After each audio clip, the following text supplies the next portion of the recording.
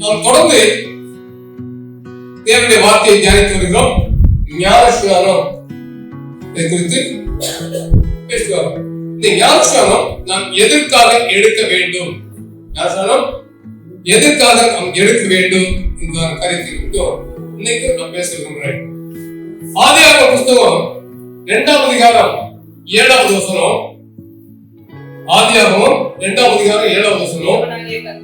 தேவனாகிய கர்த்தர் மனுஷனை பூமியின் மண்ணினாலே உருவாக்கி ஜீவ சுவாசத்தை அவன் நாசியிலே ஊதினார்.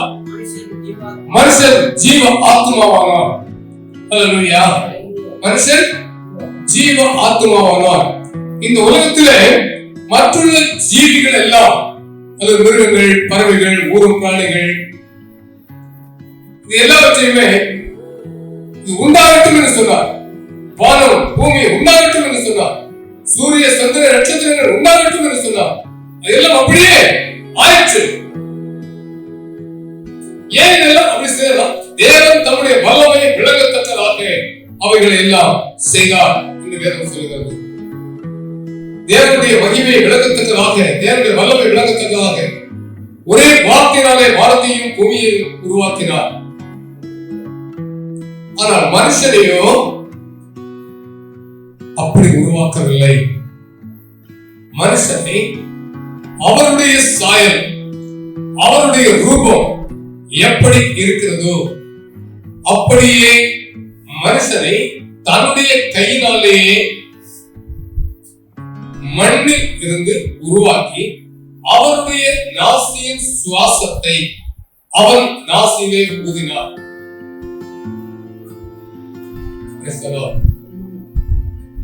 இது எவ்வளவு கஷ்டமா இருக்குமா? லேசா இருக்கும் நினைக்கிறீங்களா? கஷ்டமா இருக்கும் நினைக்க, லேசா இருக்கும் நினைக்கிறீங்களா? மண்ணை உருவாக்கி மண்ணை எடுத்து மழை லேசா பேச்சு, தூள் பேச்சு, அந்த மண்ணை எடுத்தாரு. மண் எடுத்து மனுஷனா உருவாக்குறாரு. உருவாக்கிட்டு அவருடைய நாசியின் சுவாசத்தை அவன் நாசியிலே ஊதினார். அப்போ தேவன் முதலாவது முழங்கால் படியிட்டார். ஹல்லேலூயா, ஹல்லேலூயா. எதுக்காக?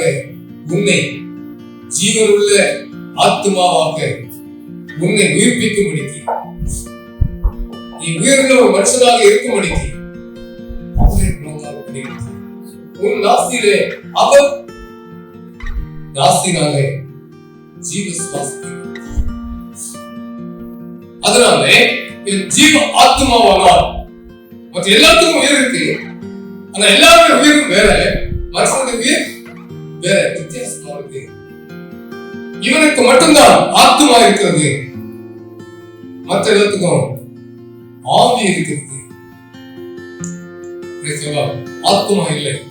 உணர்வடையக்கூடிய தன்மை உள்ளது மனுஷனுக்கு மட்டும்தான், மற்றதுக்கும் இல்லை. தேவன் தம்முடைய சாயல், தம்முடைய ரூபத்தின்படியாய் மனுஷனை உருவாக்கி ஜீவ சுவாசத்தை ஊதினபோது ஜீவ ஆத்மாவாகிறார்.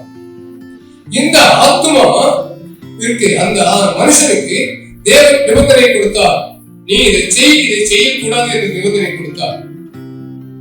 ஆனால் தேவன் சொன்னதான கட்டளைகளை மனுஷன் வேறொருடைய ஆலோசனையை கேட்டு இழந்து போனான். இழந்து போற போது ஏன் இதை இப்படி செய்த கேட்டபோது அவருக்கு துணையாய் கொடுத்தான அவனுடைய மனைவியான, அவனுடைய துணைவியான ஏவாள் சொல்கிறாள். 3ஆம் அதிகாரம் 13ஆம் வசனத்தில் வாசிக்கும் போது, சர்ப்பம் என்னை வஞ்சித்தது. ஹல்லேலூயா. சர்ப்பம் என்னை வஞ்சித்தது. அப்ப வஞ்சனை அங்கே உருவாகிறது. இந்த வஞ்சனையினாலே மரணத்தினுடைய தண்டனை உருவாகிறது. இதை புசிக்கும் நாளிலே நீ சாகவே சாவா என்று சொன்னார். இந்த கனியை புசிக்கும் நாளிலே சாகவே சாவா என்று சொன்னார். ஆனா இத சாப்பிட்டாங்க. சாப்பிட்ட உடனே நீங்க யாரும் செத்து போனாங்களா? இல்ல, சாகல. ஆனா இவன் செத்து போனான். யார் செத்து நினைக்கிறீங்க? அவனுக்குள்ள இருக்கிற அல்லேலூயா, அல்லேலூயா. அவனுக்கு இருக்க ஆத்மா செத்துருச்சு. அதனால தேவனோடு கூட மனுஷன் உறவாடுகிறது, பழகிறதான காரியங்கள், தேவனோடு பேசுகிற காரியங்கள் துண்டிக்கப்படுகிறது. தேவனை பார்ப்பதற்கு மனுஷன் வெட்கப்பட்டு ஒளிகிறான். அல்லேலூயா, வெட்கப்பட்டு ஒளிகிறான். மரத்து பொந்துக்குள்ள ஒளிகிறான். ஐயா, மரத்தை அவருக்கு தெரியாதா? அவர் பகல் குளிர்ச்சியான வெளியிலே தோட்டத்திலே தேவனை கற்று வந்த போது என்னைக்கு ஓடி வருவான். இன்னைக்கு என்ன செய்யல, ஓடி வரல, ஒளிஞ்சுட்டு இருக்காரு. ஆதாமே, ஆதாமே, நீ எங்க இருக்க? கேட்டபோது, ஆண்டவரே, நான் தோட்டத்திலே நான் ஒளிந்து கொண்டு இருக்கிறேன். அல்லேலூயா. அம்மா கண்ணை மூடுங்க. கேட்ப பதில் சொல்லணும். அல்லேலூயா. கிறிஸ்தவங்க ஒளிஞ்சு இருக்கணும். ஏப்ப ஒளிஞ்சு இருக்க? நான் இங்க வேணாலும் சொல்லுவேன், எனக்கு தெரியும், நீ புசித்தாயா அப்படின்னு. ஆண்டவரே தெரியாம சாப்பிட்டோம்னு சொல்லு. அவங்க ஆண்டவரே நீர் எனக்கு துணையா கொடுத்தீங்கல்ல, துணைவி ஏற்ற துணைவி கொடுத்தீங்கல்ல, அவதான் எனக்கு கொடுத்தா நான் தின்னுட்டேன். அல்லேலூயா. அவன் எனக்கு தந்த நான் தின்னுட்டேன். அவதான் ஆண்டவர் குற்றவாளி, நான் இல்ல. அவனை கேட்கும்போது நான் இல்ல, இந்த சர்ப்பம் தான் என்னை வஞ்சித்தது. அல்லேலூயா. இந்த சர்ப்பம் என்னை ஏமாத்துகிறது, நான் ஏமாந்து போயிட்டேன். அல்லேலூயா, அல்லேலூயா. ஏமாற்றப்பட்ட அனுபவம், வஞ்சிக்கிற அனுபவம், அத்தனை கெடுக்கிற அனுபவம், இப்படியே கெடுத்து நாசமாக இருக்கிறார். இப்படியாய் அந்த ஆத்மா மரணத்துக்கு ஏதுவானது. தேவனை பார்க்க முடியாது, தேவனோடு கூட பேச முடியாது. அதுவரையில் தேவனோடு கூட நல்ல அருமையா வாழ்ந்து வந்தார இந்த மனுஷன் தேவனாலேயே புறக்கணித்து தள்ளப்படுகிறான். 3ஆம் அதிகாரத்துல நாம் கடைசி வசனங்களை வாசிக்கும் போது, தேவன் மனுஷனை தாம் எடுத்த மண்ணை பயன்படுத்தவும் அதுல அவரை வெளியே துரத்தி விடுகிறார். துரத்தி விட்டது மட்டுமல்லாமல் 26ஆம் வசனம் வாசிங்க.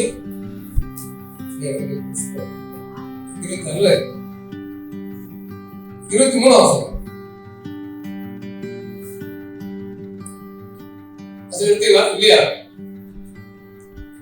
அவன் எடுக்கப்பட்ட மண்ணை பயன்படுத்த தேவனாகிய கர்த்தர் அவரை ஏதேன் தோட்டத்திலிருந்து அனுப்பிவிட்டார். அவர் மனுஷனை துரத்தி விட்டு ஜீவனுக்கு போகும் வழியை காவல் செய்ய ஏதேன் தோட்டத்துக்கு கிழக்கே கேருபீனையும் வீசிக் கொண்டிருக்கிற சுடரொளி பட்டயத்தையும் வைத்தார். இங்க தோட்டத்துக்கு வெளியே தள்ளிட்டு காவல் காக்க கேருபீன்களையும் வீசிக் கொண்டிருக்கிற சுடரொளி பட்டயத்தையும் வைத்தார். இப்ப யாரும் உள்ள போக முடியாது. உள்ள போனா என்ன வரும்? மரணம் வரும். உள்ள யாருமே போக முடியாது. அதுக்கு முன்னால மரணம் இல்லை, அங்க பட்டயம் இல்லை, அங்க காவல் இல்லை. மனுஷன் பாவம் செய்த போது காவல் ஆயிடுச்சு, பட்டயம் ஆயிடுச்சு. அல்லேலூயா. இன்னைக்கு அநியாயம் இருக்கிற இடத்துல தான் அப்போலிசம் வரும். நல்ல சந்தோஷமா இருக்கிற இடத்துல அப்போலிசம் தேவை. அல்லேலூயா. ரொம்ப அநியாயம் இருக்கிறவங்க பிறகு ரொம்ப கொலைபாதகம் நடக்க அநீதி நடக்குன்னா தான் அந்த விஷயம். போலீஸ் உடனே போடு, போலீஸ் போடு, காவல் போடு, இங்க நிறைய திருடு போகுது, இங்க குறுக்க அதை போடு. அல்லேலூயா. இங்க துப்பாக்கியை கொடு, இல்ல கத்தியை கொடு. அவனுக்கு காவல் துப்பாக்கியும் கத்தி எதுக்கு? அவன் தன்னை காத்துக்கணும். ஏன்னா அவனுக்கு பயம், ஒவ்வொருத்தருக்கும் இந்த பயம் பிடிக்கணும். பயம் எதனால வந்துச்சுன்னா பாவத்தினாலே பயம். ஹalleluya ஹalleluya. அடுத்து இந்த பாவத்திலிருந்து அவர் விடுதலையாக வேண்டுமானால் ரத்தம் சிந்த வேண்டிய அவசியம். லேவியர் புத்தகம் 17ஆம் அதிகாரம் 12ஆம் வசனம் வாசிக்கும் போது பலியினாலே இந்த பாவத்திற்கு பரிகாரம் உண்டாகிறது. விடுதலை அல்ல, பரிகாரம். அதுக்கு ஒரு நிபந்தனை. ஹalleluya. அப்படியே கொடுத்து பழைய ஏற்பாட்டின் காலங்களில் அதை ஆண்டவர் செய்து வந்தார். சங்கீதம் யோபு 30ஆம் அதிகாரம் 15-16 வசனம் வாசிக்கலாமா? யோபு 30ஆம் அதிகாரம் 15-16 வசனம் வாசிக்கலாமா?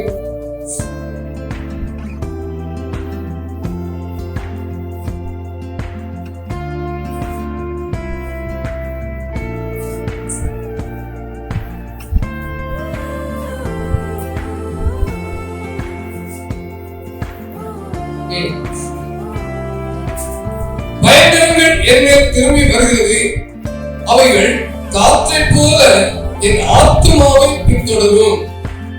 என் சுகவாழ்வு ஒரு மேகத்தைப் போல கடந்து போகிறது. ஆகையால் இப்பொழுது என் ஆத்துமா என் முறிந்து போயிற்று. உபத்திரவத்தின் நாட்கள் என்னை பிடித்துக் கொண்டது. இப்ப இதனால சொன்னா எனக்கு உபத்திரவங்கள் பெருக ஆரம்பிச்சு.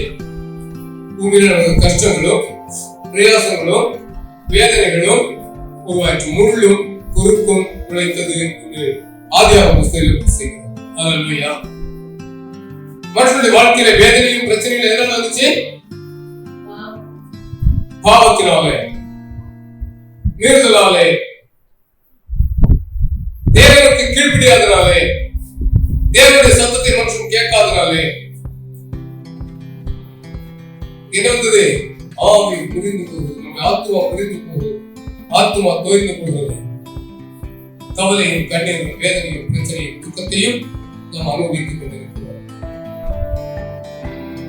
நாளுக்கு நாள் வேதனை, நிம்மதி இல்லை, சந்தோஷம் சமாதானம் இல்லை, போராட்டத்துக்கு மேல் போராட்டம், துக்கத்துக்கு மேல் துக்கம். நாதை இயேசு கிறிஸ்து நாட்கள் வருத்தப்பட்டு பாதத்துக்கு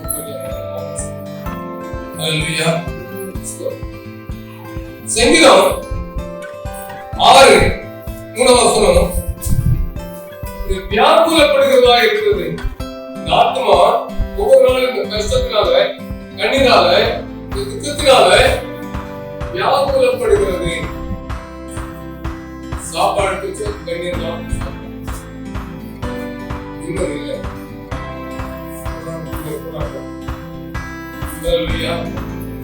சங்கீதம் 116:8 இந்த வியாதினாலே எத்தனை வாழ்வு இருக்கிறது செத்தா என்ன நிறைய பேர் தற்கொலை ரொம்ப படிச்சாரா?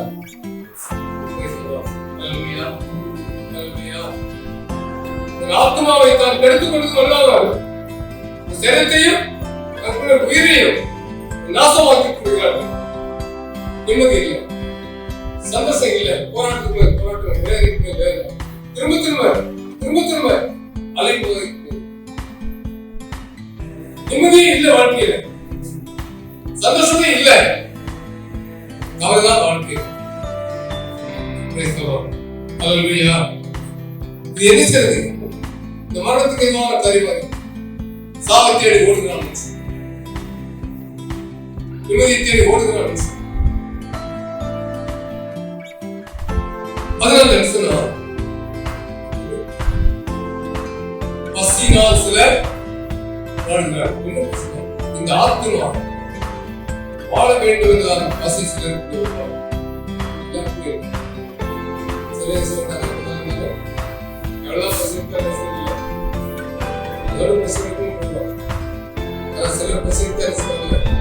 சாப்பாடு இல்லையா?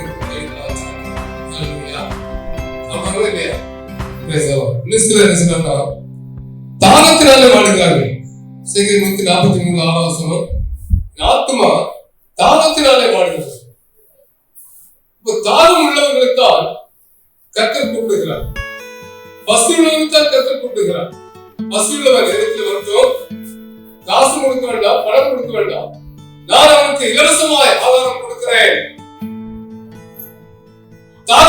இடத்தில் வரட்டும், நான் அவருக்கு இலவசமா ஜீவ தண்ணீரை கொடுக்கிறேன். இயேசு கிறிஸ்து சொன்னார். வேற யாரோ சொல்லுங்க. தாகத்தை நான் தீர்க்கிறப்பா, உன் பசியை நான் தீர்க்கிறேன், நீ வா. வேற உலகத்துல வேற எந்த மதத்தினரும் எந்த விதம் சொல்லுங்க. இயேசு கிறிஸ்து சொன்னார்,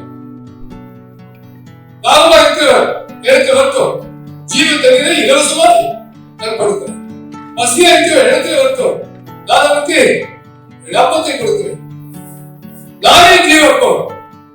என்னை புசிக்கிறவன் மரித்தாலும் பிழைப்பான். ஆனா இந்த அப்பத்தை நீ புசிக்க வேண்டுமானால் உன் சரீரத்தை கழுவணும், உன் பாவத்தை கழுவணும், உன் ஆத்மாவை கழுவணும். குழுவை தண்ணில யாசனம் கொடுக்கணும்னா சரீரத்தை குளிக்கிறாரியா? யாசனம் காலையில் குளிச்சுட்டு வந்துருப்பாங்க, நல்ல ட்ரெஸ் வருவாங்க. ஒரே மணிக்கு எங்க எடுத்துடும் சோப்பெல்லாம் போட்டு கொடுப்பாங்கம்மா? இல்ல, என்ன போய் சத்தியத்தை சொல்லி நீ இயேசுவை உண்மையா நம்புறியா? உன்னை படைத்த தேவனை உண்மையா நம்புறியா? உன்னை வழிநடத்துற தேவனை உண்மையா நம்புறியா? ஒருவர்தான் கேட்கலாம். உண்மையா நம்பிக்கை உன் நாவின் அறிக்கையின் பேரில் பிதா குமாரன் பரிசுத்த ஆவியாகிய தேவனுடைய நாமத்தினாலே அவர்களுக்கு ஞானஸ்நானம் ஒரே தடவை முடியாது. அந்த உதவம் பாவத்துக்கு அழைத்து போயிருமா? ஒரே அழைத்து போறதுக்காக இருக்கிறோம். ஒரு ஆத்மாவினுடைய மரணம், ஆத்மாவினுடைய அழைப்பு உள்ள போகணும், வெளியேறணும். இந்த நாமத்தை சொல்லி அங்கே செய்யணும். எந்த நாமம்? இயேசுவின் நாமம். பிதா குமாரன் பரிசுத்த ஆவியாகிய தேவன். ஹல்லேலூயா. அப்போ உன்னுடைய சரீரத்திலே ஒரு நாமம் கொடுக்கப்பட்டிருக்கிறது. அது என்ன நாமம்? 1 யோவான் 5ஆம் அதிகாரம் 7ஆம் வசனம் வாசிக்கிறோமா? 1 யோவான் 5ஆம் அதிகாரம் 7ஆம் வசனம்.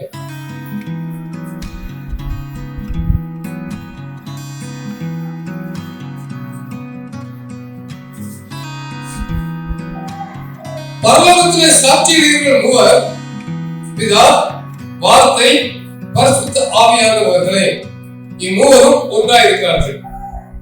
பூலோகத்திலே சாட்சியிடுகள் 3, ஆவி, ஜலம், ரத்தம் என்பவைகள். இம்மூன்றும் ஒருவருக்கின்றது. இந்த பூமியில சாட்சியிடக்கூடியது 3. எதெல்லாம்? ஆவி, ஜலம், தண்ணீர், ரத்தம். இந்த மூன்றும் பிரிக்கவே முடியாது. பிரிக்க முடியுமா? பிரிக்க முடியாது. ஆவி இருந்தா ரத்தம் ஓடும், தண்ணி இருந்தா ரத்தம் ஓடும். ரத்தம் ஆவி அங்க இருக்கும், ரத்தம் செய்யாது, இருக்காது. ஒண்ணு பிரிக்கவே முடியாது. மூன்றும் ஒன்றாய் இணைக்கப்படுகிறது. அப்படியே பிதா, குமாரன், பரிசுத்த ஆவியாகிய தேவனும் ஒன்றாய் இணைக்கப்பட்டிருக்கிறார்கள். அப்படியே நம்ம வீடு சொன்னா, இந்த வீடு ஃபவுண்டேஷன், சுவர், மேற்கூரை, மூணு சேர்ந்தா வீடு ஆக முடியும். ஆனா மூணு தனித்தனி சொல்றோம். ஃபவுண்டேஷன் யாரும் பார்க்க முடியாது. பார்க்க முடியுமா? அஸ்திவாரத்தை யாரும் பார்க்கறாங்க? எந்த ஒரு வீட்டுக்கும் அஸ்திவாரத்தை பார்க்கறது. ஆனா அஸ்திவாரம் பலமா இருந்தா தான் சுவர் பலமா நிற்கும். சுவர் பலமா இருந்தா தான் மேற்கூரை பலமா நிற்கும். அப்படியே உன் தேவனுடைய வல்லமை இருக்கணும். அது யார் மூலமா வெளிப்படுத்தணும்? இயேசு கிறிஸ்துவின் மூலமா வெளிப்படுகிறது. பரிசுத்த ஆவியானவர் நமக்கு நிழற்படமாக நடத்துகிறோம். இந்த தேவனை உண்மையாய் நம்புகிற இதுதான் உன்னுடைய வாழ்க்கையிலே ஆசீர்வாதம் இருப்பார்கள். அந்த ஆத்மாவைத்தான் தாகம் தீர்க்க விரும்புகிறார். ஏசாயா 55:3 வாசிக்கும் போது அந்த தேவனை உண்மையை யார் நம்புறாரோ அந்த ஆத்மா பிழைக்கவே பிழைக்கும். அந்த ஆத்மா பிழைக்கும். செத்து போன ஆத்மா மறுபடியும் உயிரிழைய ஆரம்பிக்கிறது. அல்லேலூயா, அல்லேலூயா. செத்து போன ஆத்மா எங்க வருது சொல்லுங்க. செத்து போன ஆத்மா மறுபடியும் பரலோகத்துக்கு தான். தேவனுடைய வார்த்தையை கேட்கும் போது, தேவனிடத்தில் வரும்போது, தேவனிடத்திலே நீ சேரும்போது, நீ தேவனை இதயத்தை விசுவாசிக்கும் போது அந்த ஆத்மா உயிரடைகிறது. அல்லேலூயா, அல்லேலூயா. உன் ஆத்மா உயிரடைவதற்காகத்தான் நீ இப்ப இந்த இடத்துல வந்து நிற்கிறாய். வேற எதுக்காக இல்லை. உன்னுடைய சரீர வாழ்க்கையாக இல்லை. சரீர வாழ்க்கை நீ நல்லா ஆகாரம் சாப்பிட்டா தான் உயிர் வாழ முடியும். ஆனா உன் ஆத்மா வாழணுமா? தேவனுடைய வார்த்தை இருந்தா தான் ஏன் வாழ முடியும். தேவனுடைய வார்த்தைகள் நீ வாழ முடியாது. உன் ஆத்மா உயிர்ப்பிக்கிறதுக்கு தேவனுடைய வார்த்தை. அல்லேலூயா, அல்லேலூயா.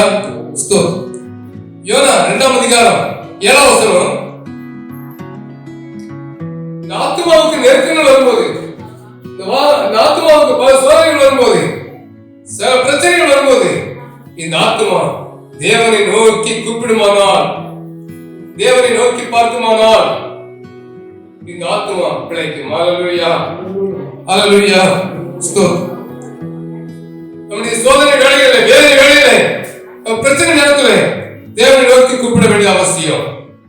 ஆனா எவ்வளவுதான் கூப்பிட்டாலும், மீகா 6ஆம் அதிகாரம் 7ஆம் வசனத்துல வாசிக்கும் போது, இன்னைக்கு அநேகர் பரிசெலுத்துவாங்க, காணிக்கையை கொண்டு இருப்பாங்க, தன்னுடைய பிள்ளைகளே கொண்டு போய் செய்யறாங்க, பரிகாரியா கொடுக்குறாங்க. நீங்க நரபலி செலுத்துறாங்க நிறைய இடத்துல. இப்படிதான் செய்ததுனால உனக்கு பரிகாரம் வந்துருமா? ஒரு நாள் வராது. இப்படி செய்யறதால உனக்கு ரட்சிப்பு வராது, விடுதலை வராது, ஒரு ஆத்மா விடுதலை இல்ல. எந்த ஆடை செலுத்தினாலும் சரி, மாடை செலுத்தினாலும் சரி, எந்த கோழியை செலுத்தினாலும் சரி, எந்த ரத்தம் உனக்கு பரிகாரம் உண்டாக்காது. அல்லேலூயா, அல்லேலூயா.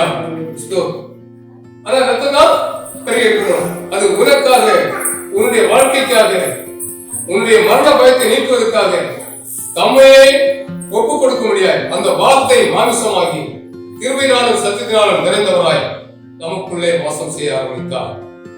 அல்லேலூயா. கிருபையினாலே நிறைந்தவராய் நமக்குள்ளே வாசம் செய்தார். ஆதியிலே வார்த்தை இருந்தது, அந்த வார்த்தை தேவனிடத்தில் இருந்தது, அந்த வார்த்தை தேவனாய் இருந்தது. அந்த வார்த்தையின் மூலமாய் சகலமும் உருவாயிற்று. உண்டானது அவன் இல்லாமல் உண்டானது. அவனுக்குள்ளே வெளிச்சம் இருந்துச்சு. அந்த வெளிச்சம் தான் மனுஷனுக்கு பிரகாசமாகிறது. அது ஒன்று யோவான் சுவிசேஷம் 1ஆம் அதிகாரம் 14ஆம் வசனம் வாசிக்கும் போது அங்கு எழுதியிருக்கிறது, அந்த வார்த்தை மாமிசமாகி கிருபையினால். யோவான் சுவிசேஷம் 1ஆம் அதிகாரம் 14ஆம் வசனம் வாசிக்கும்.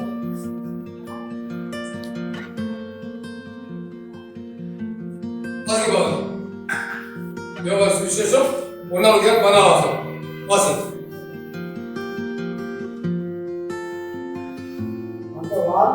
அந்த வார்த்தை மாமிசமாகி கிருபையினாலும் சத்தியத்தினாலும் நிறைந்தவராய்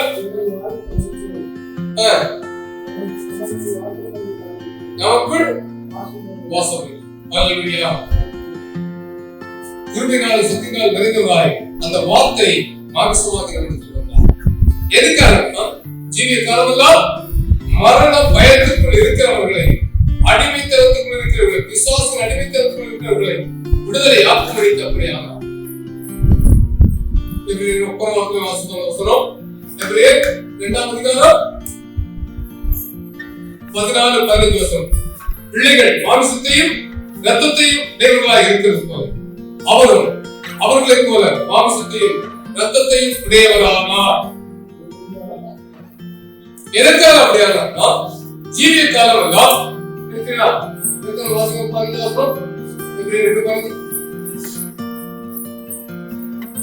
ஜீவிய காலம் எல்லாம் சத்தமா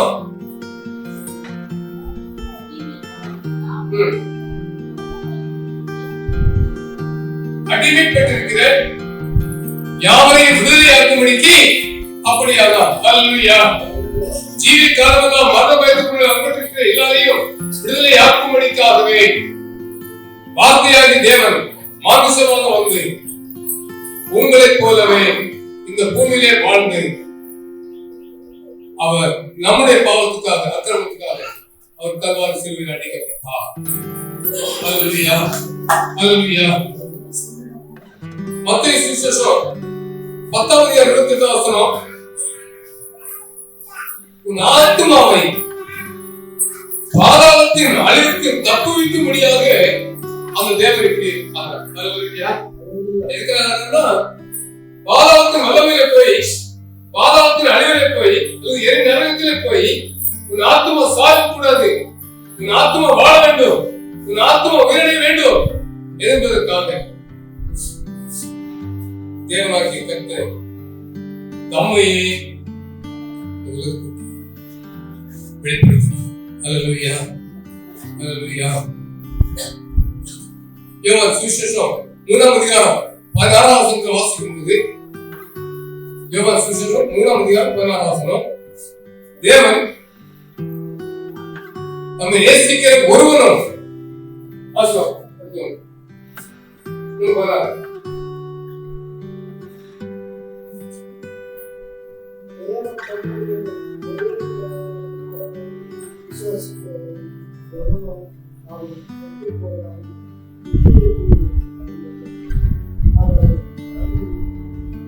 தந்தருளி இவ்வளவாய் உலகத்தில் அன்பு கூர்ந்தார். அல்லேலூயா. தேவன் தம்மை விசுவாசிக்கிறவர் ஒருத்தராவது கெட்டுப் போகக்கூடாது என்பதற்காக அவருடைய ஒரே பேரான குமாரனை இந்த உலகத்தில் அனுப்பினார். அப்ப இந்த இயேசு 2000 வருஷத்துக்கு முன்னால இருந்தாரா இல்லையா? 2000 வருஷமா இருக்காரா? இயேசு அவர் பிறப்பதற்கு முன்பு இருந்தாரா இல்லையா? இல்லையா? நீதிமொழிகள் புத்தகம் 8ஆம் அதிகாரம் 8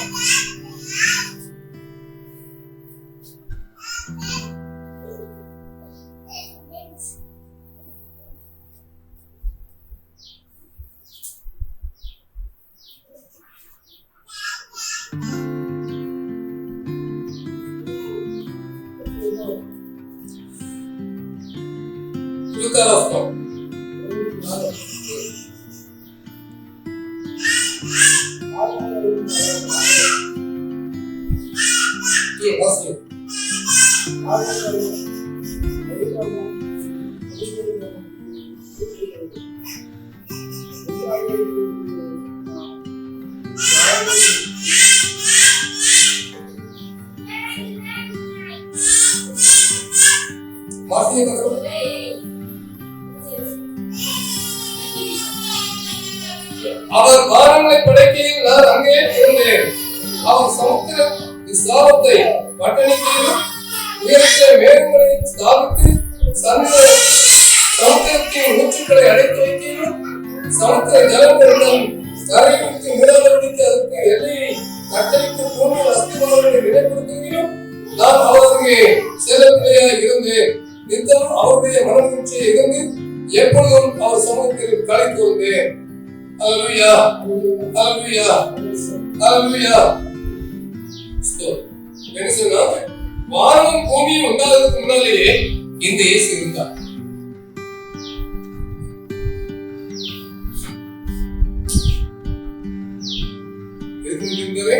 வானம் பூமி உண்டாவதற்கு முன்னாலேயே இந்த இயேசு.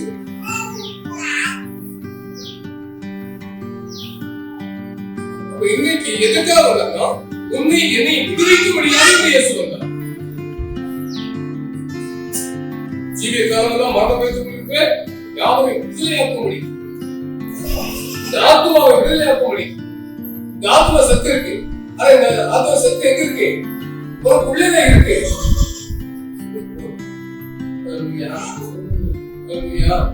செத்து ஆத்மா எங்க இருக்கு? அந்த ஆத்மாவை உயிர்ப்பிக்கும்படிக்கு தேவன் இந்த இடத்தில் வந்தார்.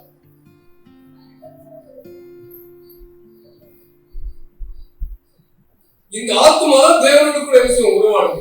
அதுக்கு நீ தேவ சமூகத்தில் அதிகமா நிர்ணயிச்சா அவருக்கு அதிகமா நீ அவர் கூட பேசுறீங்கன்னா அவங்க கூட பேசுவாங்க. அதான் ஆத்மாவோட. இந்த ஆத்மா செத்து போச்சுன்னா அது ஓடி போயிடும். ஒரு மாசம் தவிர்த்தா போய் இஷ்டப்படி போகலாம்.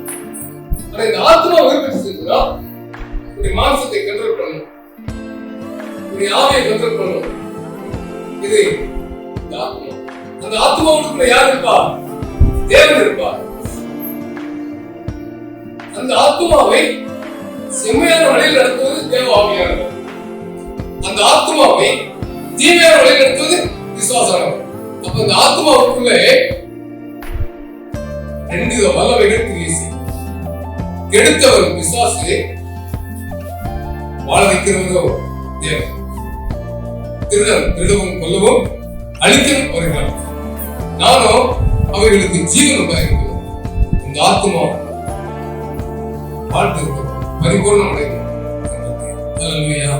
அப்ப இயேசு கிறிஸ்து வந்து நோக்கம் என்ன?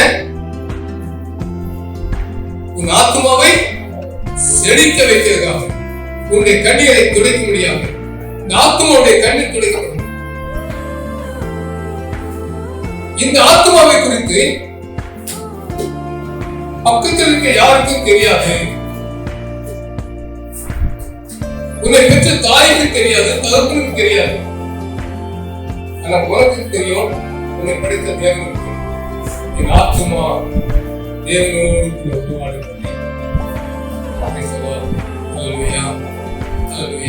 உண்மையா ஜபிக்கிற பிள்ளைகள் வேதத்தை வாசிக்கும் போது அந்த வேத வசனங்கள் அவங்க கூட பேசாது. அது யாருக்கு பேசுறது? ஆத்மா. அப்ப நீ ஏதாவது தவறு பண்ணும்போது இந்த வார்த்தைகள் பேசாது. ஏதாவது தவறு பண்ணும்போது இந்த வார்த்தை பேசாது. குற்றம் உள்ளத்துல வரும்போது இந்த ஆத்மா பேசாது. அது சத்து நிலைப்படுத்தும். எனக்கு தப்பு இருக்கிறது, நான் எதிர்க்க முடியாது. எனக்கு பாவம் இருக்கிறது, நான் எழுத முடியாது. நான் படுத்து அப்படின்னு அந்த ஆத்மா உனக்குள்ளதான் எனக்கு விலைக்கு போல.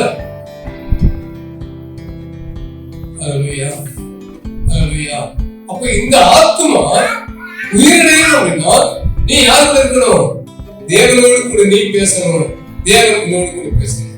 அப்ப தேவனுக்கும் உனக்கும் தொடர்பு வந்துச்சுன்னா இந்த ஆத்மா விஷயம் சந்தோஷப்பட ஆரம்பிக்கும். இந்த ஆத்மா குதூகலப்பட ஆரம்பிக்கும். இந்த ஆத்மா தனக்குள்ளே துள்ள ஆரம்பிச்சிடும். எப்படி சந்தோஷப்பட துள்ளுகிறது என்றால் தேவன் அந்த ஆத்மாவோடு கூட வந்துட்டாரு. தேவன் அந்த ஆத்மாவோடு கூட பேச ஆரம்பிச்சாரு. அதனால உனக்குள்ள அந்த சந்தோஷத்தினுடைய மகிமை துள்ள ஆரம்பிச்சிடும். அது வெளியே துள்ளுறது இல்லை, உள்ள துள்ளும். சந்தோஷம் கொண்டு சந்தோஷம் கொண்டு சந்தோஷம் என்று கொண்டு அல்லேலூயா. இயேசு என்னை ரட்சித்தார், முற்றும் என்னை மாற்றினார். சந்தோஷம் கொண்டு சந்தோஷம் எனக்கு உள்ள போங்க. இது வேற யாரும் அறிய முடியாது. நான் முதல்ல சாட்சி நான் சந்தோஷம் எனக்கு பொங்கி பொங்கி விழுது.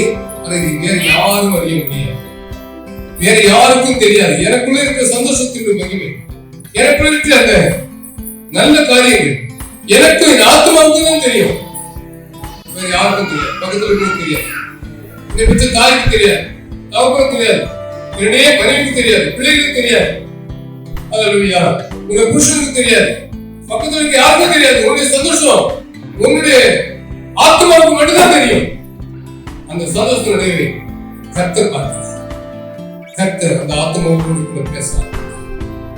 அல்லேலூயா, அல்லேலூயா. ஆத்மாவே நீ வாழ்க்கை. இந்த மனுஷன் தனக்கு நல்ல நிறைய விளைஞ்சிருச்சு சொல்லிட்டு அந்த சம்பாத்தியத்தை சேர்த்து வச்சுக்கிட்டு அந்த ஆத்மாவோட சொல்றான், என் ஆத்மாவை நீ வாழ்ந்து சுகமாய் புசிக்கிறேன். ரொம்ப நாளைக்கு என்ன சந்தோஷமா இருக்குன்னு சொன்னாங்க. என் மனுஷனே, இன்னைக்கு சாப்பிட்டு போற நாளைக்கு அது யாருக்காகுமா? அப்ப ஆத்மாவுக்கு அதை ஒண்ணு சேர்த்து வைக்க வேண்டாம். ஆத்மாவுக்கு தெரியும், அதை தேவன் நடத்துவார். உன் ஆத்மா பசியோடு இருக்க தேவன் விட மாட்டார். ஆனா நீ தேவனோடு இருக்கணும்.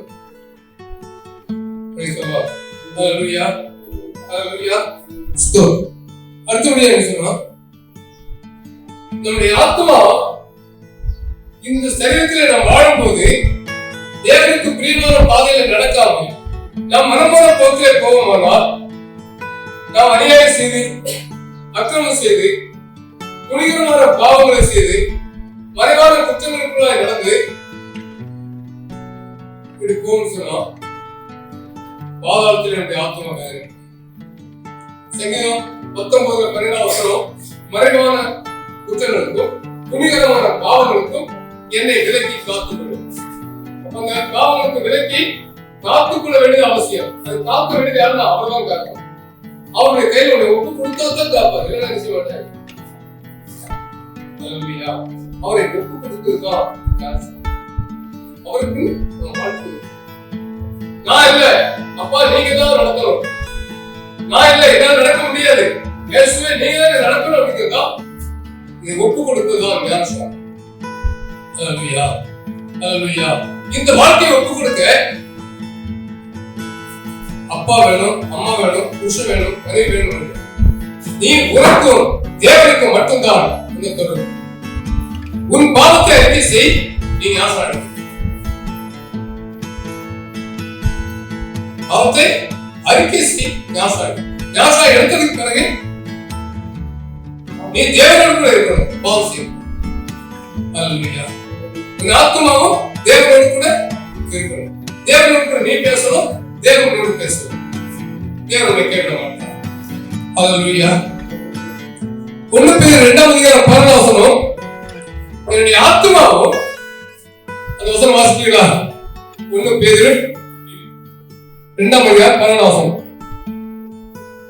பிரியமானவர்களே, அந்நியர்களும் பரதேசிகளுமாய் இருக்கிற நீங்கள் ஆத்மாவுக்கு விரோதமாய் போர் செய்கிற அவர்கள்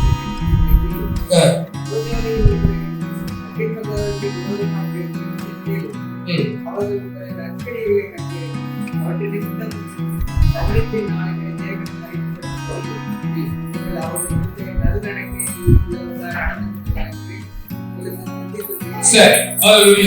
இப்ப இது பத்தி சொல்லலாம். உங்கள் ஆத்மாவுக்கும் மானசனுக்கும் ஒரு போர் நடந்து கொண்டே இருக்குது.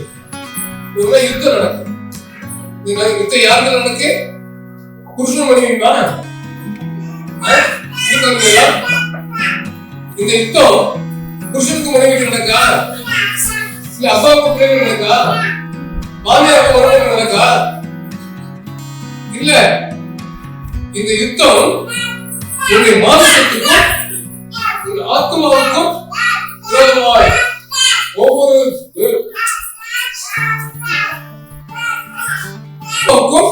உன் மானசத்துக்கும் அனுதினமும் போராட்டம் இருக்கிறது. இந்த போராட்டத்திலே ஜெயிக்க வேண்டுமானால் தேவ ஆவியானவர் உனக்குள்ளே இருக்க வேண்டும். அந்த தேவ ஆவியானவர் உனக்குள்ளே வரணும்னா, தேவனுடைய மகிமை உனக்குள்ளே வரணும் அப்படின்னா உன்னை தேவனுக்கு ஒப்பு கொடுக்கணும். அந்த ஒப்பு கொடுப்பதுதான் ஞானஸ்நானம். அந்த ஒப்பு கொடுக்கிறது ரொம்ப நாள் ஆகணும் இல்லை. இன்றைக்கு நீ இயேசுவை உன் வாழ்க்கையில் ஏற்றுக்கொள்வாயானால் இன்றைக்கு ஞானஸ்நானம் எடுக்கணும். எப்ப எடுக்கணும்? இன்னைக்கு இயேசுவை ஏற்றுக்கொள்வாயானால் இன்னைக்கு எடுக்கணும், நாளைக்கு இல்லை. ஹல்லேலூயா. நான் இயேசுவை பற்றி தெரியுது 6 மாசம் ஆகும், அது வரைக்கும் நானே இருக்கிறேன். இன்னைக்கு நீ செத்தா எங்க போவ? இன்னைக்கு மரித்தா எங்க போவ? ஹல்லேலூயா. நான் வசனத்தை வாசிக்கணுமா? இன்னைக்கு எடுக்கலாங்க. அப்போஸ்தலர்களுடைய புத்தகம் 8ஆம் அதிகாரம், அப்போஸ்தலர் 8ஆம் அதிகாரம்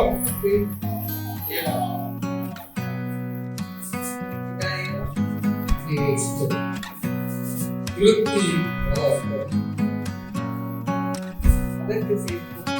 இல்லை.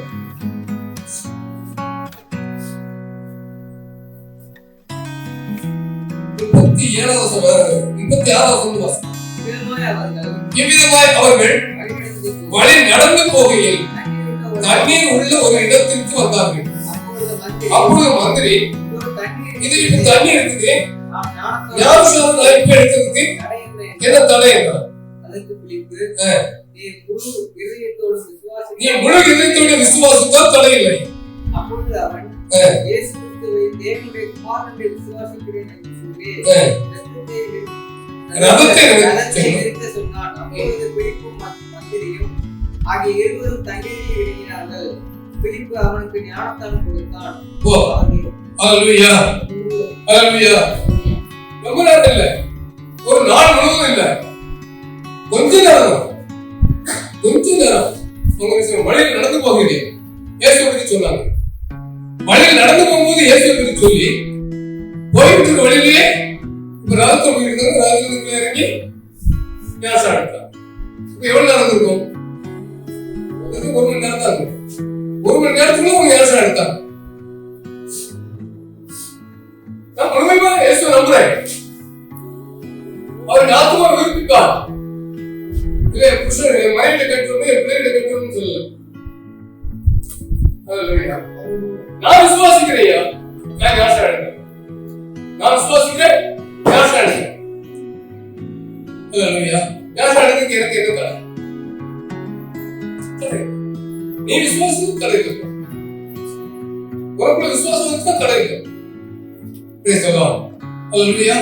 வழி நடந்து போகும்போது இல்லாம ஒரு நாள் எல்லாம் கிடையாது.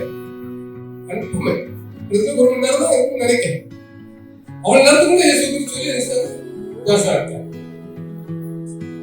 அதே மாதிரி அப்போஸ்தலர் 10ஆம் அதிகாரத்திலே அதே காரியத்தை இருப்பான். அப்போஸ்தலர் 10ஆம் அதிகாரம்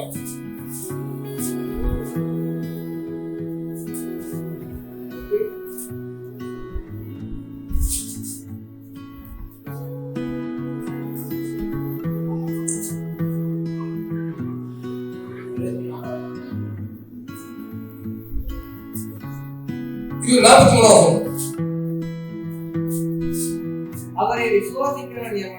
அவரை விசுவாசிக்கிறவன் எவனோ அவன் அவருடைய நாமத்தினாலே பாவ மன்னிப்பை பெறுவான் என்று தீர்க்கதரிசிகள் எல்லாரும் அவரை குறித்து சாட்சியிட்டிருக்கிறார்கள். இந்த வார்த்தைகளை பேதுரு இந்த வார்த்தையை பேதுரு பேசிக் கொண்டிருக்கும் போது வசனத்தை கேட்டவர்கள் யாரும் மேலும் பரிசுத்த ஆவியானவர் வருகிறார். அவர்கள் பல பாஷைகளை பேசுகிறதையும் தேவன் புகழுகிறதையும் பேதுருவோடு கூட வந்திருந்த விசுவாசிகள் கேட்கும்போது பரிசுத்த ஆவியின் வரம் புறஜாதிகள் மேலும் ஒளித்தள்ளப்பட்டவர்களை குறித்து கவனித்தார்கள்.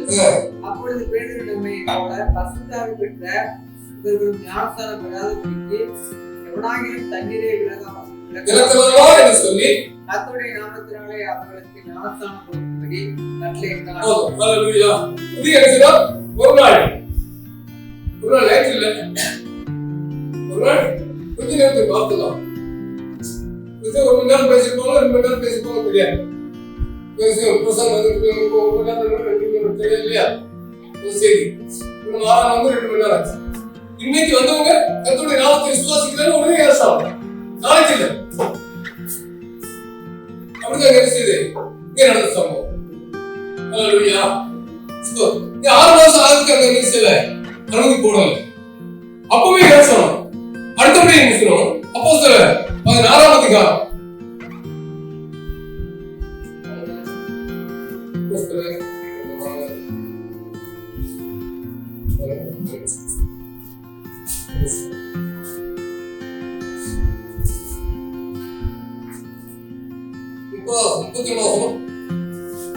அதற்கு அவர்கள் கர்த்தராகிய இயேசு கிறிஸ்துவை விசுவாசி, அப்பொழுது நீயும் உன் வீட்டாரும் ரட்சிக்கப்படுவீர்கள். அவனுக்கு அவன் வீட்டில் இருந்த யாவருக்கும் கர்த்தருடைய வசனத்தை போதித்தார்கள். மேலும் ராத்திரியில் அந்த நேரத்திலே நானே அவன் அவர்களை அழைத்துக் கொண்டு போய் அவர்களுடைய காயங்களை கழுவினான். அவனும் அவருடைய அனைவரும் ஞானஸ்நானம் பெற்றார்கள். இப்ப ஒரு நாள் ராத்திரி நடந்த சம்பவம், பகல் இல்ல. அல்லேலூயா. பகல்ல இந்த ஊழியக்காரரை அடித்து துன்பப்படுத்துறாங்க. பகலையும் சிலரை அடித்து துன்பப்படுத்துறாங்க. ஜெயிலில் போட்டாங்க. ஜெயிலில் காவல் காத்திருந்தாங்க. ராத்திரியிலே கர்த்தர் அற்புதம் செய்தார். அற்புதம் செய்த உடனே ஆண்டவரே, நான் ரட்சிக்கப்பட என்ன செய்யணும்? நீ இயேசுவை உன் இதயத்தில் பூர்ணமாய் விசுவாசித்தால் தடை இல்லை. அல்லேலூயா. நீ விசுவாசி, அப்ப நீயும் உன் வீட்டை ரட்சிக்கப்படுவீங்க. உடனே கூட்டிட்டு போனா காயத்தெல்லாம் கழுவுறான். அடிப்பட்ட காயத்தெல்லாம் கழுவுறான். அடிச்சவங்க தான் காயத்தை கழுவுறாங்க. அல்லேலூயா. முதல்ல இயேசு பத்தி பேசப்படுறதுக்கு அடிச்சாங்க, இப்ப காயத்தை கழுவுறாங்க. காயத்தை கழுவிட்டு வீட்டாருக்கு சுவிசேஷம் அறிவிக்கப்பட்டது. அறிவிக்கப்பட்ட உடனேயே அந்த ராத்திரியிலேயே அந்த வீட்டார் முழுவதும் ஞானஸ்நானம் பெற்றார். அல்லேலூயா. அல்லேலூயா. எப்பொழுது ஞானஸ்நானம்? அன்னைக்கு ராத்திரியிலே ஞானஸ்நானம் எடுத்தாங்க. ஐயா, நான் இயேசு நம்புறேன். நான் ஞானஸ்நானம். அல்லேலூயா. நான் நாளைக்கு இல்ல, அடுத்த வாரம் இல்ல, அடுத்த மாசம் இல்ல, நான் இன்னைக்கு இயேசு நம்புறேன். இன்னைக்கு ஞானஸ்நானம். எதற்காக? உன்னுடைய மரணத்தை, இந்த ஆத்தும மரணத்தை விடுவிக்கும்படிக்கு நீ ஞானஸ்நானம். இன்னைக்கு நீ செத்தால் எங்கே போவாய்? நாளைக்கு ஞானஸ்நானம் எடுக்க மாட்டேன், நான் அடுத்த வாரம் எடுப்பேன், அடுத்த மாசம் எடுப்பேன், அடுத்த வருஷம் பார்த்துக்குவோம், நான் சத்தத்தை இன்னும் தெரியணும் அப்படின்னு இருந்தேன்னா இன்னைக்கு நீ செத்தா எங்க போவ? உன்னுடைய ஜீவனை குறித்து நீ என்னைக்கா சாவணும் உனக்கு உத்தரவாதம் இருக்கா? உன்னுடைய உயிரை குறித்து உத்தரவாதம் இருக்கா? இருக்கா? இருக்காது. யாருக்கும் தெரியாது. அதனால நீ இயேசுவை உன்னுடைய வாழ்க்கையில ஏற்றுக்கொள்வாயானால் நீ ஞானஸ்நானம் எடுக்கணும். அதுக்கு பிறகு சத்தியத்துக்குள்ள இன்னும் போகணும். அல்லேலூயா. முதல்ல பள்ளிக்கூடத்துல ஆஜர். நீ நல்லா படிக்க மாட்டேன், அது வேற. ஆனா முதல்ல என்ன செய்யணும்? நான் பள்ளிக்கூடத்துக்கு போறேன், ஆஜர் போடணும். புஸ்தகத்துல உங்க பேர் வரணும். புஸ்தகத்துல உங்க பேர் வந்தா தான் பள்ளிக்கூடத்துக்கு போக முடியும். இல்ல என்ன செய்ய முடியாது, போக முடியாது. அப்படியே ஞானஸ்நானம் எடுக்கும் போது உன்னுடைய பெயர் ஜீவ புஸ்தகத்திலே எழுதப்படுகிறது. அல்லேலூயா. நீ ஞானஸ்நானம் எடுக்கிறதா சும்மா வரலாம் போகலாமே தவிர உன்னுடைய பேர் ஜீவ புஸ்தகம் இருக்காது. நீ மரித்தால் துன்மார்க்கனோடு கூட நரகத்துக்கு தான் போக முடியும் தவிர உன் ஆத்மா பரலோகத்துக்கு போகாது. நீ எவ்வளவு ஜெபம் பண்ணாலும் சரி, எவ்வளவு வார்த்தை வாசித்தாலும் சரி, எவ்வளவு பரிசுத்தமா இருந்தாலும் சரி. அல்லேலூயா. தேவனுடைய கட்டளை, நீங்கள் புறப்பட்டு போய் சகல ஜாதியை சீசராக்கி பிதா குமாரன் பரிசுத்த ஆவியின் நாமத்தினாலே அவர்களுக்கு ஞானஸ்நானம் கொடுங்கள். கீழ்ப்படிந்து ஞானஸ்நானம் எடுத்தாங்கன்னா எடுக்கட்டும், இல்லைன்னா விட்டுருந்தாரு. அல்லேலூயா. அல்லேலூயா. இப்ப ஞானஸ்நானம் எடுக்கிறதுக்கு எத்தனை நாள் எடுக்கணும்? ஒரே நாள். நீ இயேசு நம்புற அன்னைக்கு இயேசு வாழ்க்கையில வந்துட்டாரா உடனே ஞானஸ்நானம். அதுக்கு பிறகு சத்தியத்தை படிக்கிறோம். படிக்கும்போது என்னன்னா பரிசுத்த ஆவியாருடைய அனுக்கிரகம், பரிசுத்த ஆவியாருடைய அபிஷேகம் உன்னை நிரப்பும். அல்லேலூயா. நீ கடவுள்கிட்ட பிறந்தாயே என்ன ஜாக்கிரதைகள் நடக்கிறதுக்கு என்ன பேச முடியாது. ஒரு வாரத்தில் வாசித்தோம். அல்லேலூயா. அல்லேலூயா. நீ குளிச்சுட்டு என்ன பூசி கலந்துட்டு போ, வஸ்திரத்தை உடுத்திட்டு போ. குளிக்காம எண்ணெய் தேய்க்காம வஸ்திரத்தை உடுத்தாம கலந்துட்டு போகாது. அல்லேலூயா. குளிச்சு என்ன பூசி அதுக்கு முதல்ல என்ன செய்யணும்? குளிக்கணும். ஜாக்கிரதைகள் இருக்க. நீ இப்ப எரிச்சிட்ட, உன்னை தூக்கிட்டாங்க, யாராவது தூக்கிட்டாரு. தூக்கியாச்சுன்னா உடனே என்ன செய்யணும்? அதை காய வச்சிருக்கவங்க என்ன ஆகும்? சாக்கடைக்குள்ள விழுந்த உன்னை தூக்கிட்டாங்கன்னா உடனே கழுவணுமா இல்ல காய வச்சு கழுவணுமா? உடனே கழுவணும். அல்லேலூயா. பாவத்துக்குள்ள கிடந்த உன்னை தூக்கி எடுத்துட்டாங்க. தூக்கி எடுத்தாச்சுன்னா உடனே கழுவணும்யா. நான் 6 வருஷம் கழிச்சு கழுவுனா அது என்ன செய்யும்? உன் மாம்சத்தோட ஒட்டிக்கிட்டு, மாம்சத்தோட ஒட்டிடும். அல்லேலூயா. உன்னை எங்க தூக்கிக்கிறாண்டவர்? சேத்திலிருந்து தூக்கி எடுத்தான். பாவ சேற்று, அந்த பாவ சேற்றிலிருந்து உன்னை தூக்கி எடுத்தார். இன்னைக்கு தேவனுடைய கொண்டு இருக்கிறார், அவருடைய ஆலயத்தில் கொண்டு வைத்திருக்கிறார். இங்க வந்து நீ சத்தியத்தை கேட்டுக்கொண்டு இருக்கிற, அல்லேலூயா, சத்தியத்தை கேட்கிற நீ யாரா இருந்தாலும் சரி, காலதாமதம் செய்யாதே. ஞானஸ்நானம் எடுப்பதற்கு காலதாமதம் செய்யாதே. ஞானஸ்நானம் சீக்கிரமாய் நீ எடுத்து. ஏதாவது தடை இருக்குன்னா என்ன தடை? இன்னும் நீ பாவம் செஞ்சே இருக்கிறதுனா ஞானஸ்நானம் எடுக்க வேண்டாம். நீ பரிசுத்தமா வாழணும்னு நினைச்சீங்க ஞானஸ்நானம். அதுக்கு தடை யாரா இருந்தாலும் சரி, புருஷனாலும் சரி, பிள்ளைகளாலும் சரி, பெற்றோராலும் சரி, யாரா இருந்தாலும் சரி, உனக்கு தேவனே முக்கியம். இவங்க எல்லாம் பிறகுதான். அல்லேலூயா, அல்லேலூயா. இன்னும் 1 கொரிந்தியர் 15ஆம் அதிகாரம் 26ஆம் வசனம். நமக்கு டைம் ஆயிடுச்சு, அதனால நினைக்கிறேன் கொஞ்சம் எடுக்கிறோம். 1 கொரிந்தியர் 15ஆம் அதிகாரம் 26ஆம் வசனம்.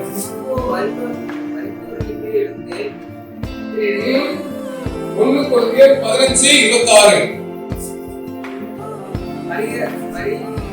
பரிகரிக்கப்படும் கடைசி சத்துரு மரணம். அவருடைய பாதத்துக்கு கீழ்ப்படினாரே. அல்லேலூயா. பரிகரிக்கப்படும் கடைசி சத்துரு மரணம். மரணம் எங்கே உருவானதோ அங்கிருந்துதான் மரணத்துக்கு விடுதலை வர வேண்டும். உன்னுடைய கடைசி முடிவு மரணம். அல்லேலூயா, அல்லேலூயா. இந்த மரணத்திலிருந்து விடுதலை பெறத்தான் ஞானஸ்நானம். இது எந்த மரணம்? உன்னுடைய ஆத்ம மரணம். உன்னுடைய ஆத்ம மரணத்திலிருந்து விடுதலை பெறத்தான் ஞானஸ்நானம். அல்லேலூயா. அந்த ஆத்ம மரணத்திலிருந்து விடுதலை யாரெல்லாம் பெற விரும்புறீங்க? அந்த ஆத்ம மரணத்திலிருந்து விடுதலை பெற யாரெல்லாம் விரும்புறீங்க? இல்ல அப்பா வரணும், அம்மா வரணும், தாத்தா வரணும், பாட்டி வரணும் நினைக்கிறீங்களா? இல்ல நான் விடுதலை ஆகணும்னு நினைக்கிறீங்களா? அல்லேலூயா, அல்லேலூயா. தீர்மானிக்க வேண்டியது நீ. Praise the Lord. அல்லேலூயா. ரோமர் 10ஆம் அதிகாரம் 9-10 வசனம். சீக்கிரமா வசனம் வாசிச்சு முடிச்சுக்கோங்க. 9-10.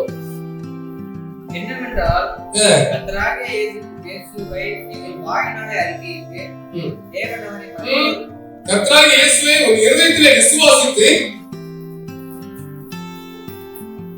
வாசி.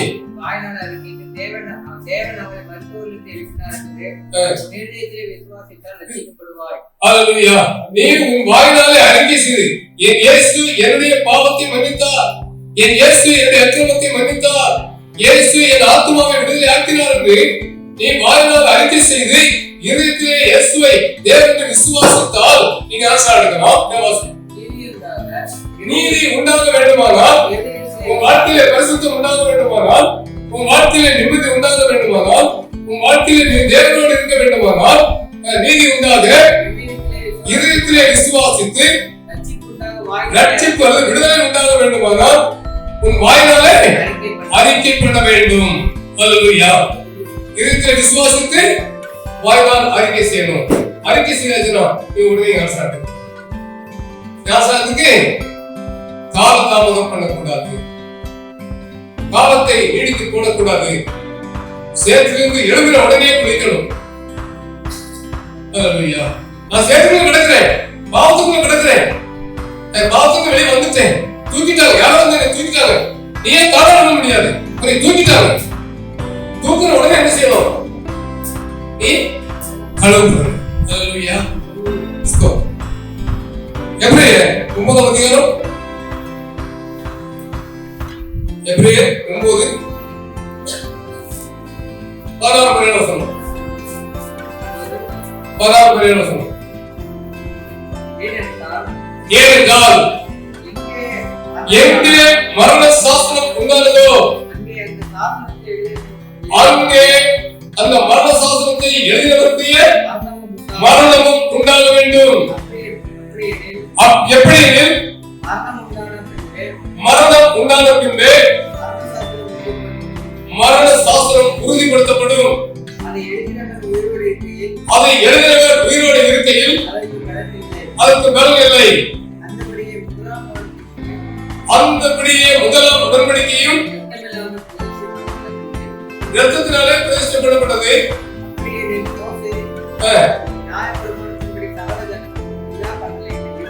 மோசே சகல ஜனங்களுக்கு நியாயப்பிரமாண சட்டங்களை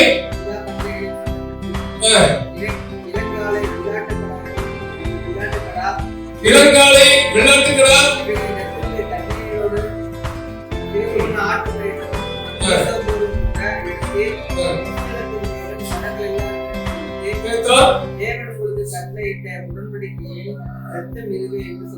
சொன்னார். ஆனால் அதில் சில பரிகரிக்கப்படல. அல்லேலூயா, அல்லேலூயா. ஆனால் ஆண்டவராகிய இயேசு கிறிஸ்து இந்த உலகத்திலே மரணத்தை பிறப்பித்ததான தேவன், மரணத்தை அவர் தாமே ஜெயித்தார். அல்லேலூயா. மரணத்தை அவர் தாமே ஜெயித்தார். அவர் ஜெயித்ததனாலே இன்றைக்கு உன்னையும் என்னையும் அவருடைய பிள்ளையாக தெரிந்தெடுத்திருக்கிறார். சேற்றுக்குள்ளே கிடந்த உன்னை தூக்கி எடுத்திருக்கிறார். அல்லேலூயா. சாப்பிடுக்குள்ளே கிடந்த உன்னை தூக்கி எடுத்திருக்கிறார். தூக்கி எடுத்து கொண்டு வைத்திருக்கிறார். சரியா இல்லையா? சரிதானே? அப்போ அந்த இயேசுவை நம்மை தந்து வந்திருக்கிறோம். நம்ம இருக்கோமா? நம்ம வந்திருக்கோமா? அல்லேலூயா. நம்ம இருக்கோமா இல்லையா? நம்ம வந்திருக்கா யாசா எடுக்கிறதுக்கு தடை என்ன? யாசா எடுக்கிறதுக்கு தடை என்ன? புருஷனா, மனைவியா, அல்லது பிள்ளைகளா, அல்லது பெற்றோரா? யார் உன்னுடைய உயிரை பிடித்து நிறுத்த முடியும்? இன்னைக்கு உன்னுடைய உயிர் போகுதுன்னா யார் உன்னுடைய உயிரை பிடித்து நிறுத்த முடியும்? தேவனால் மட்டும்தான் உன்னுடைய உயிரை பாதுகாக்க முடியும். அல்லாம வேற யாராலும் முடியாது. அந்த உயிரை பாதுகாப்பதற்கு தான் ஞானஸ்நானம். அல்லேலூயா, அல்லேலூயா. இப்பொழுது இந்த ஞானஸ்நானத்தை குறித்து இன்னும் நான் நிறைய பேச இருக்குது. நேரம் இல்லாதவன் நான் நேரத்தை சுருக்கிறேன்.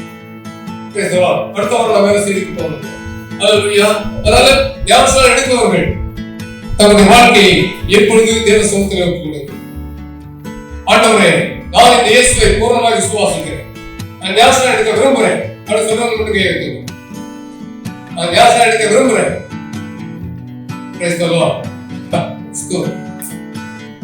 எடுப்பதற்கு காலதாமதம் பண்ணாதே, காலத்தை தாமதப்படுத்தாதே. ஏனென்றால் நம்முடைய உயிர் நம்முடைய கையில இல்லை. ஞானஸ்நானம் எடுக்காதவர்கள் பரலோக ராஜ்யத்தை பார்க்க முடியாது. இயேசு கிறிஸ்து அந்த வசனங்களை வாசிக்க. யோவான் சுவிசேஷம் 3ஆம் அதிகாரம் 3ஆம் வசனம். யோவான் சுவிசேஷம் 3ஆம் அதிகாரம் 3ஆம் வசனம். இயேசு அவருக்கு பிரதித்திரமாக, ஒருவன் மறுபடியும் பிறவாவிட்டால் தேவனுடைய ராஜ்யத்தை பார்க்க மாட்டான் என்று மெய்யாகவே சத்தியமாகவே சத்தியமாகவே சொல்லுகிறேன். அல்லேலூயா. இந்த கேட்ட மனுஷன் யாருன்னா இஸ்ரவேலின் போதகர். இந்த வசனம் வாசிங்க. முதல் வசனம். யூதருக்குள்ளே அதிகாரியாக நிக்கோதேமு எனப்பட்ட பரிசேயன் ஒருவன் இருந்தான். அவன் ராக்காலத்திலே ராத்திரி வேளையிலே இயேசுவினிடத்திலே வந்து, நீர் நல்ல போதகர்,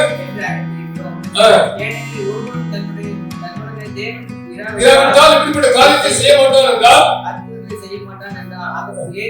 அவனுக்கு பதிலுமாக, ஒருவன் மறுபடியும் பிறவாவிட்டால் தேவனுடைய ராஜ்யத்தை காண மாட்டான்.